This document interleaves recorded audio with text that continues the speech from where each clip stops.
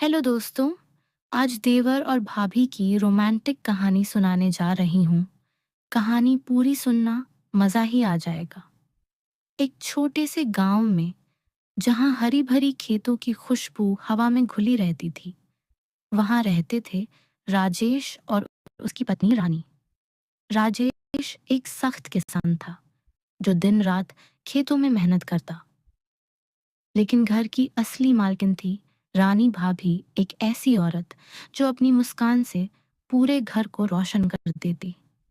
उसकी आंखें काली और गहरी थीं, जैसे कोई रहस्य छुपा हो, और उसका बदन इतना मुलायम कि छूने की इच्छा किसी को भी हो जाए। रानी भाभी की उम्र थी करीब 28 साल, लेकिन वो दिखती थी जैसे कोई नई नई बहू। राजेश का छोटा भाई था राहुल, जो शहर से पढ़ाई करके लौटा था। राहुल देवर था रानी भाभी का, और वो 22 साल का जवान लड़का था, लंबा, गोरा और मांसल बदन वाला। गांव में लड़कियां उस पर फिदा थीं, लेकिन राहुल की नजरें हमेशा भाभी पर टिकी रहती। भाभी को देखकर उसके मन में एक अजीब सी हलचल होती, जैसे कोई मीठा जहर घुल रहा हो।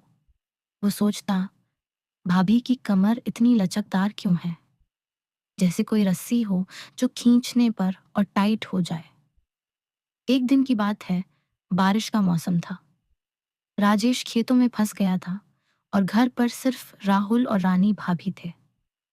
भाभी रसोई में रोटियां बेल रही थीं और राहुल बाहर से आकर बोला, भाभी, आज बारिश में भीग गया हूं, कपड़े बदल लूं? भाभी ने मुस्कुराकर कहा, हाँ देवर जी, जाओ बदल लो, लेकिन सावधान रहना, कहीं ठंड ना लग जाए। मैं चाय बना देती हूँ, गर्म गर्म पीना। राहुल ने सोचा, गर्म गर्म? भाभी, तुम्हारी चाय से ज्यादा गर्म तो तुम्हारी नजरें हैं। राहुल कमरे में गया और कपड़े बदलने लगा। राजेश देर से लौटा। डिनर के समय टेबल पर सब बैठे। भाभी ने सब्जी परोसी और राहुल को देखकर बोली, देवर जी, ये लौकी की सब्जी है, बहुत रसीली है, चखो तो सही। राहुल ने चखा और कहा, वाह भाभी, इतनी रसीली लौकी मैंने कभी नहीं खाई, जैसे कोई जूस भरा हो अंदर। भाभी की आंखों में शरारत चमकी। वो जानती थी कि राहुल के शब्दों में दोगुना मतलब है, लौकी रसीली या भाभी का बदन। डिनर के बाद राहुल छत पर गया सिगरेट पीने। भाभी भी आई, कपड़े सुखाने के बहाने। देवर जी, रात में यहाँ क्या कर रहे हो, अकेले अकेले? राहुल ने कहा, भाभी, अकेलापन काटता है, कोई साथ हो तो मजा आए। भाभी ने करीब आकर कहा, मैं हूं ना, बताओ क्या चाहिए? राहुल का मन हुआ कह दे, तुम्हारा साथ, लेकिन इस तरह धीरे धीरे दिन बीतते गए। एक दिन गांव में मेला लगा।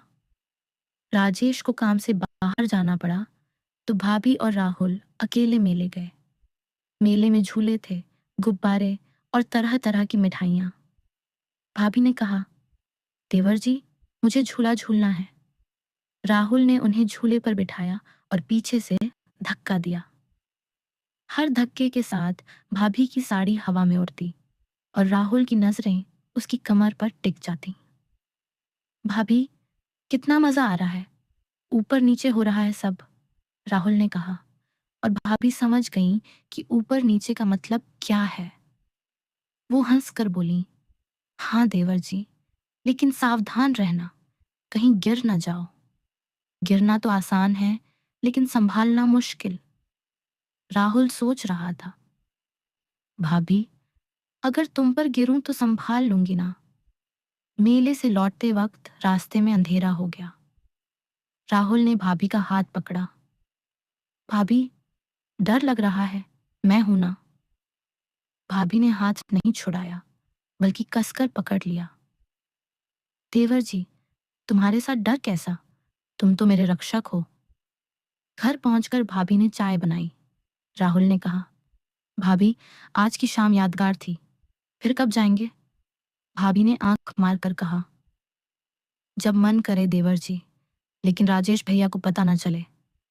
राहुल का दिल जोर से धड़का। क्या भाभी भी वैसा ही सोच रही हैं? अगले दिन सुबह भाभी नहाने गईं। राहुल बाहर खड़ा था। पानी की आवाज सुनकर उसका मन डोल गया। वो सोचता, भाभी का बदन पानी से भीगा होगा, जैसे कोई रसदार फल। अचानक भाभी ने आवाज दी, देवर जी, तौलिया देना जरा। राहुल ने तौलिया दिया, लेकिन दरवाजा थोड़ा खुला था। उसने झांक कर देखा, भाभी का गीला बदन, साड़ी चिपकी हुई। भाभी ने देख लिया, लेकिन मुस्कुराई। देवर जी, शर्म नहीं आती? चोरी चोरी देख रहे हो? राहुल ने कहा। भाभी, चोरी का मजा ही अलग है। जो दिखता है वो लेने का मन करता है। भाभी ने कहा, तो ले लो ना, लेकिन सावधानी से, कहीं पकड़े ना जाओ। अब राहुल और भाभी के बीच एक अनकही सी केमिस्ट्री बन गई। शाम को जब राजेश सो जाता तो राहुल भाभी के कमरे के पास जाता। एक रात भाभी ने कहा, देवर जी, मुझे मालिश कर दो, पीठ दर्द कर रही है। राहुल ने मालिश शुरू की। उसके हाथ भाभी की पीठ पर फिसलते और नीचे कमर तक जाते। भाभी, आपकी त्वचा इतनी मुलायम है, जैसे मक्खन, दबाने का मन करता है। भाभी ने कराहते हुए कहा, दबाओ देवर जी, जितना दबाना है दबाओ, लेकिन धीरे धीरे, दर्द ना हो। राहुल समझ गया कि दबाने का मतलब क्या है। उसके हाथ भाभी के कंधों से नीचे सरकते और भाभी की सांसें तेज हो जाती। देवर जी, तुम्हारे हाथ जादू करते हैं। और नीचे, हाँ, वहां। उस रात पहली बार उन्होंने सीमा लांघी। राहुल ने भाभी को अपनी बाहों में लिया और भाभी ने विरोध नहीं किया। देवर जी, ये गलत है, भाभी ने कहा, लेकिन उसकी आंखें कुछ और कह रही थीं। राहुल ने कहा, भाभी, प्यार में गलत सही। उन्होंने एक दूसरे का कमरा गर्मी से भर गया। भाभी की साड़ी सरक गई और राहुल ने कहा, भाभी, साड़ी सही कर लो। भाभी, तुम्हारा रस कितना मीठा है, जैसे कोई शहद की बोतल। भाभी ने कहा, देवर जी, पाकल लो सारा, लेकिन धीरे से, कहीं आवाज न निकले। सुबह राजेश उठा, लेकिन कुछ नहीं पता चला। दिन बीतते गए और उनका रिश्ता गहरा होता गया। एक दिन खेतों में भाभी अकेली गईं।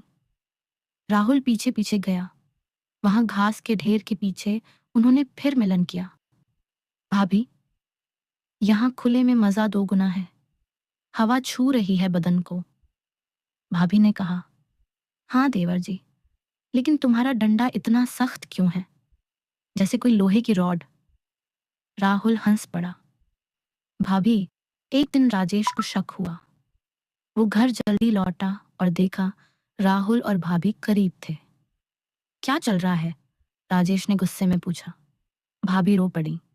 भैया, कुछ नहीं, देवर जी बस मदद कर रहे थे। राहुल ने कहा, भैया, भाभी को चोट लगी थी, मलहम लगा रहा था। राजेश मान गया, लेकिन शक बना रहा। फिर एक रात जब राजेश बाहर गया, राहुल और भाभी ने पूरी रात साथ बिताई। भाभी, आज तुम्हें पूरा चखूंगा, ऊपर से नीचे तक। भाभी ने कहा, देवर जी, चखो, मेरी रस भरी तुम्हारी है, काटो चूसो, जो मन करे। उन्होंने तरह तरह के खेल खेले, कभी भाभी ऊपर, कभी राहुल। कमरा उनकी कराहों से गूंज उठा। देवर जी, जोर से। हाँ, ऐसे ही। सामान कितना बड़ा है? राहुल ने कहा। भाभी, तुम्हारी गुफा में फिट हो जाता है। गर्म और टाइट। समय बीता और उनका प्यार बढ़ता गया। लेकिन एक दिन राजेश ने सब जान लिया।